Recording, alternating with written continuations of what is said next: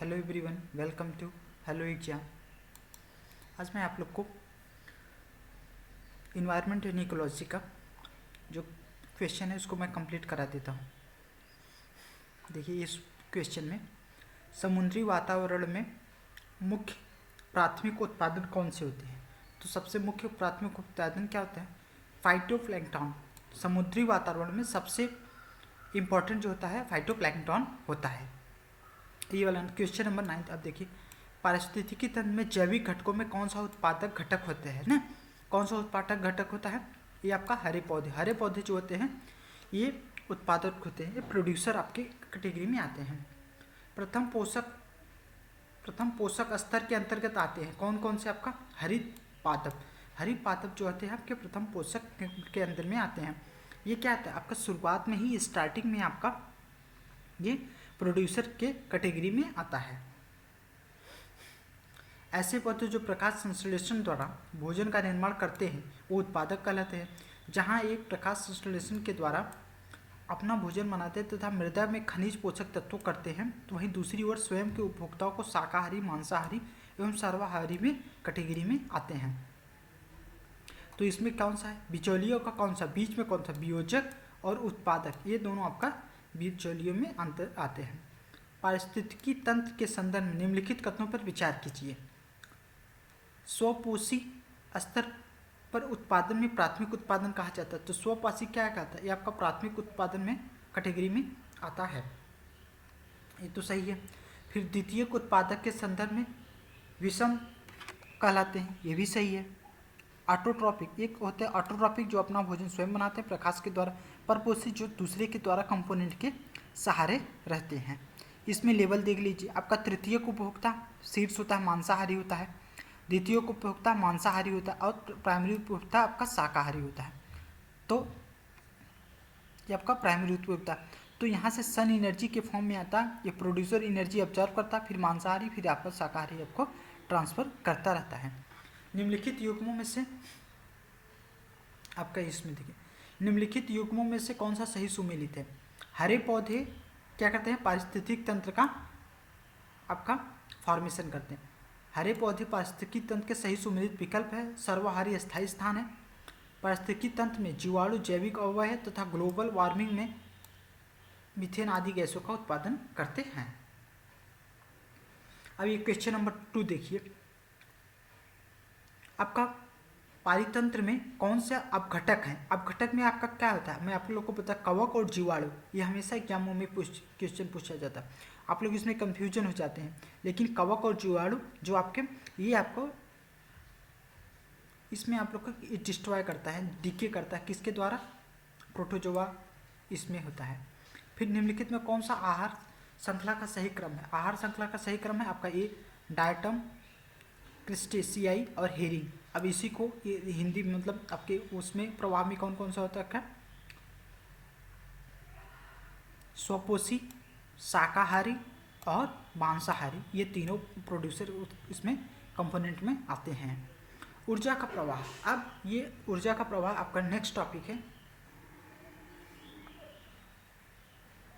ये देखिए, ऊर्जा का प्रवाह मैं आप लोग को आप बताने जा रहा हूँ। देखिए, जैसे जो फॉर्म में आप जिस फॉर्म में एनर्जी रहती है उस फॉर्म की एनर्जी को जब आप एब्जॉर्व कर लेते हैं, तो एनर्जी जब एक ट्रॉपिक लेवल से दूसरे ट्रॉपिक लेवल में जाते हैं तो उसमें 10% एनर्जी आपकी ट्रांसफ़र होती है ना।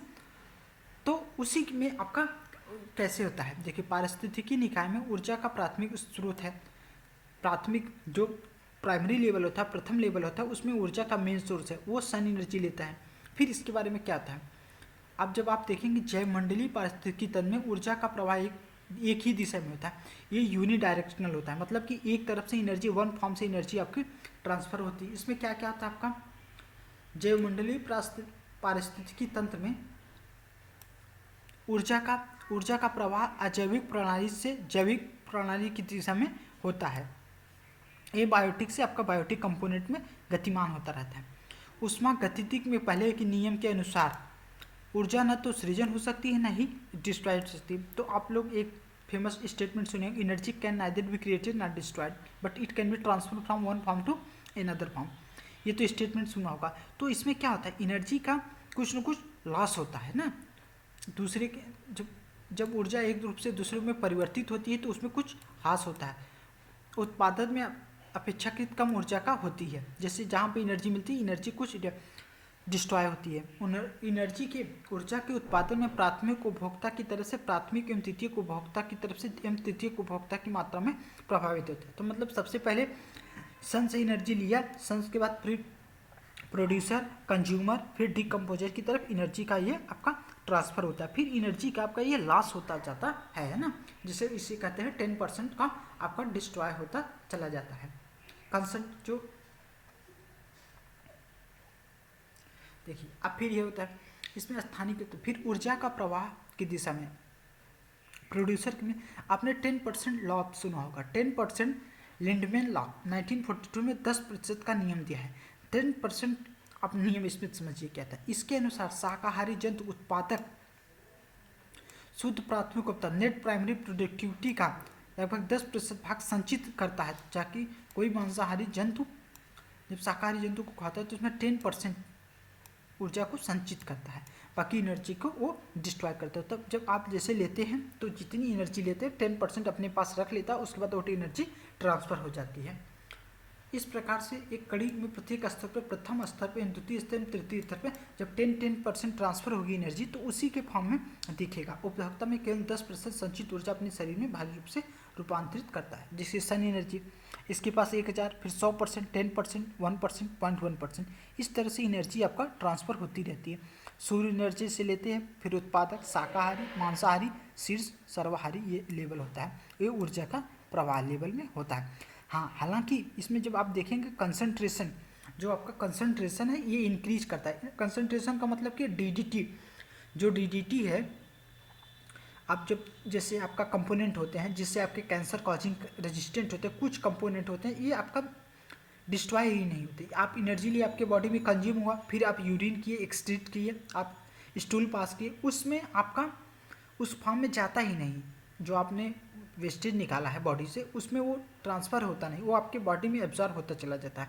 फिर आप उससे कोई अलग बड़ा लेवल का खाया तो उसमें वो इंक्रीज करता जाता है, ये एक लेवल के फॉर्म में आपका इंक्रीज चला जाता है। तो जैसे सन के एनर्जी उत्पादक, शाकाहारी, मांसाहारी, इस तरह से आपका ट्रांसफ़र होता चला जाता है। अब ये ऊर्जा के स्तर, पोषण के स्तर, इसको मैं आप लोग को बताने दे रहा हूँ। देखिए पोषण के स्तर में क्या, इकोसिस्टम में आहार श्रृंखला में सामान्यतः पोषण के स्तर में स्वपोषित जीव एवं प्राथमिक स्तर का उत्पादन होते हैं। पोषण स्तर पर 2 प्राथमिक उपभोक्ता होते हैं, पोषण स्तर पर 3 द्वितीयक उपभोक्ता हैं, पोषण स्तर पर 4 उपभोक्ता है ना। तो पहले स्तर पे जो स्वपोषित हैं वो पहले स्तर पे होते हैं, फिर प्राथमिक उपभोक्ता या आपके द्वितीय स्तर पे होते हैं, तृतीयक उपभोक्ता द्वितीय होते हैं, फिर 4th लेवल का जो होता है वो आपका सर्वाहारी होते हैं, उच्चतम स्तर होता है, ये एक डिकम्पोजर होते हैं। ये आपका पिरामिड, ये एनर्जी का ट्रांसफर, लिंडमैन लॉ क्या कहता है कि आपका 10% एनर्जी ट्रांसफर होगी, जैसे 1000 फिर उसका 10%, फिर इस तरह से एनर्जी वो अपने पास एब्जॉर्ब करती रहती है बॉडी ना, उस तरफ से ट्रांसफर करती है। अब फिर ये पिरामिड ये क्या होता है, ये किसी भी नंबर को बताता है, जैसे जितनी एरिया रहती है उतना बिगर नंबर, जितनी एरिया कम रहती है इस तरह। ये ट्रायंगल होता है, ट्रायंगल से हम इसको शो करते हैं ना, इस तरह से आप इसमें देखेंगे। पारिस्थितिकी तंत्र में प्रति इकाई में उपस्थित जैव भार एवं रेखांचित त्रितल के रूप में जैव भार का पिरामिड कहलाते हैं। इसमें 3 पिरामिड रहते हैं, इसको बारे में आप लोगों को मैं बता देता हूँ।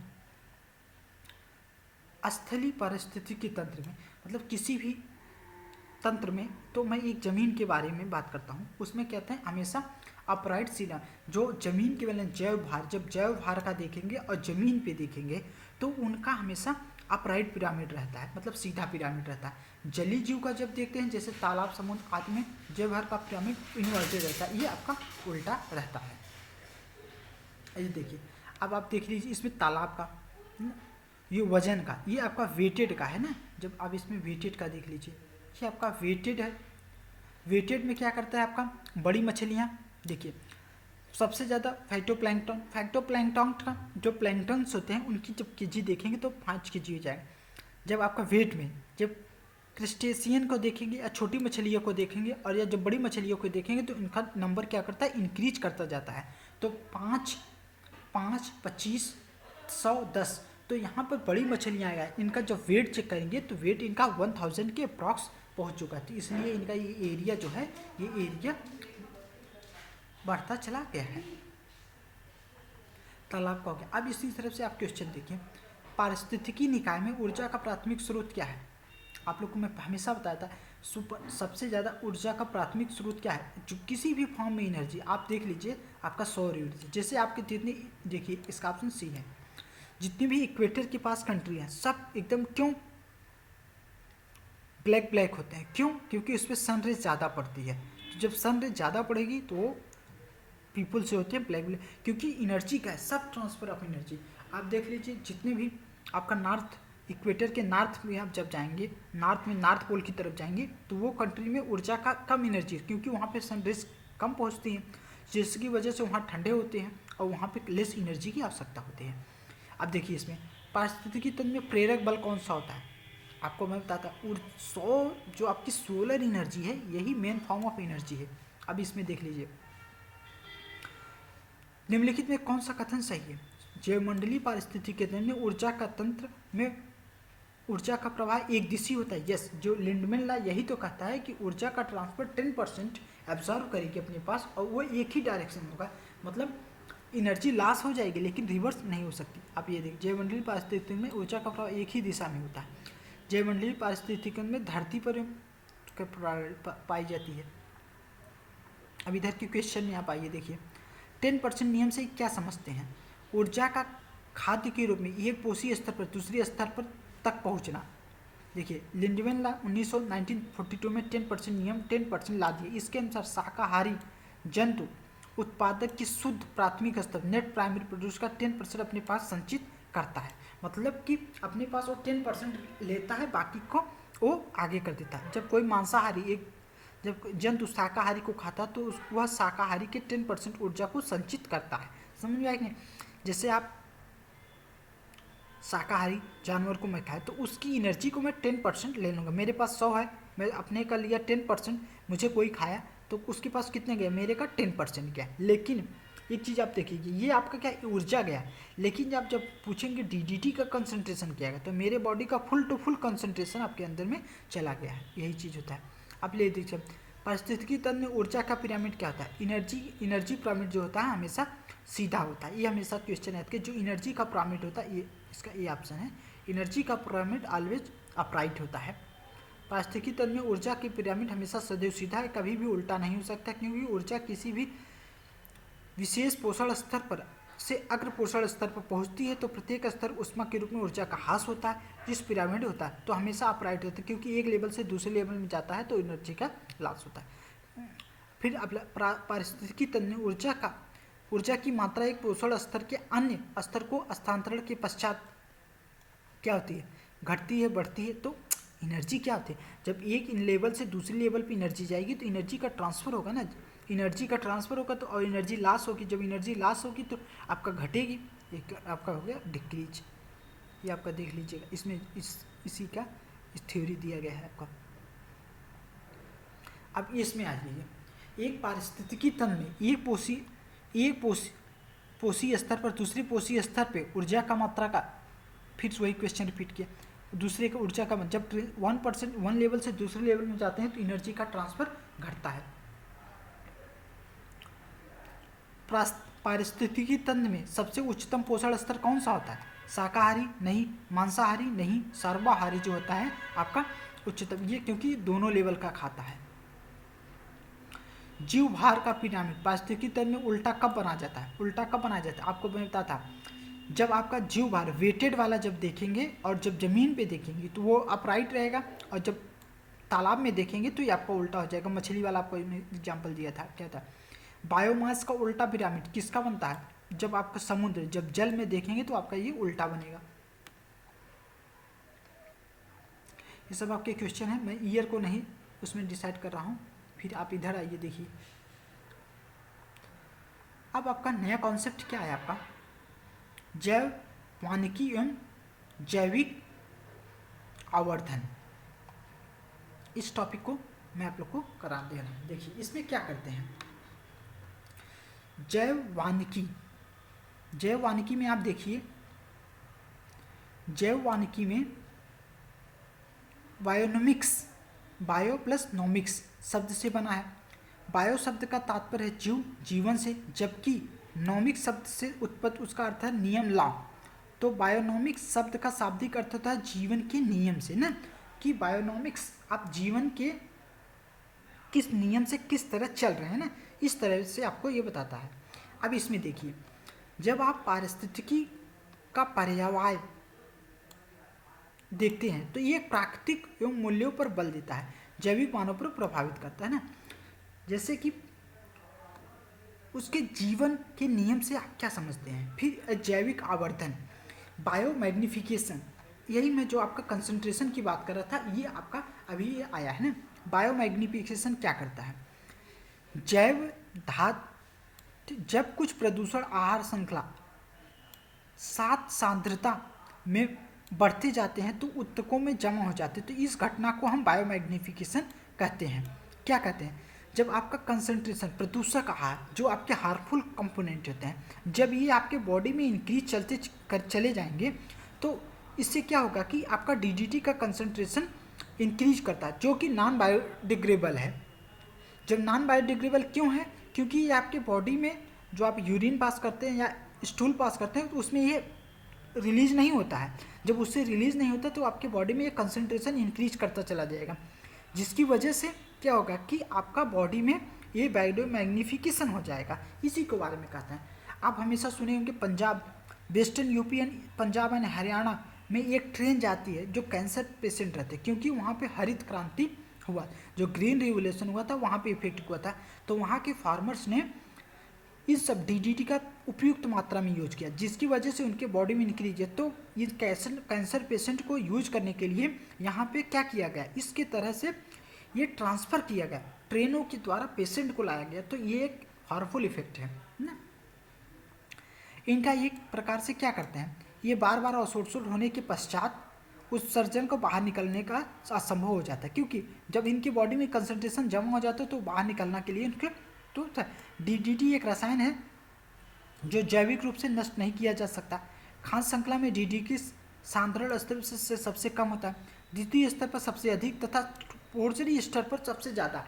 जितने लेवल में जितने लेवल में आपका ये डीडीटी बढ़ता जाएगा उतने लेवल में आपका ये जमा होता जाएगा और ये ट्रांसफ़र नहीं होता है। अब ये देखिए क्वेश्चन, आप देखिए बायोनोमिक्स से आप क्या समझते हैं। ये शाब्दिक अर्थ है जीवन का प्रबंधन ना, ये पारिस्थितिकी तंत्र का पर्याय है, यस यह प्राकृतिक तंत्रों के मूल बल पर देता है तथा यह मानव तंत्रों को प्रभावित करता है, यस। आपका इसका आंसर क्या हो गया, आपका 2 और 3। अब इसमें देखिए, जैव वानिकी का अर्थात बायोनोमिक्स में बायो और नोमिक्स शब्दों में से मिलकर बना है। बायो शब्द का तात्पर्य जीवन, जीव या जीवन से, जबकि नोमिक्स का व्युत्पन्न होता है। तो इसका नियम ये क्या है कि इस प्रकार के बायोनिक शब्द का शाब्दिक अर्थ होता है जीवन के नियम के प्रतीत होता है, तथा वानिकी पारिस्थितिकी तंत्र का पर्याय होता है। तो यह प्राकृतिक तंत्र के मूल्यों पर बल देता है। अब आप लोग किसकी चीज़ है, पारिस्थितिकी तंत्र ने डीडीटी में समा होने वाले निम्नलिखित उसका समूह अधिकतम साधारण प्रदर्शित का, मतलब डीडीटी का कंसंट्रेशन सबसे ज़्यादा किस में होगा। तो आपको ये सीधा पता है, आपका सांप, टिड्डा, भोग, मवेशी, ये सब पहले लेवल के। सांप जो है आपका टर्सरी लेवल का, टर्सरी क्या आप इसको चतुर्थ लेवल का कह सकते हैं। डीडीटी एक प्रथम स्तर पर सबसे कम तथा द्वितीय स्तर पर सबसे अधिक तथा तृतीय स्तर पर सबसे अधिक। चूंकि सांप एक तृतीय उपभोक्ता है, ये टर्सरी कंज्यूमर है, तो इसके सबसे ज़्यादा पाया जाता है। ये आपका भू रासायनिक चक्रण, ये आपका मैं नेक्स्ट लेक्चर में कंप्लीट करा दूंगा। That's all, thank you, have a nice day, God bless you.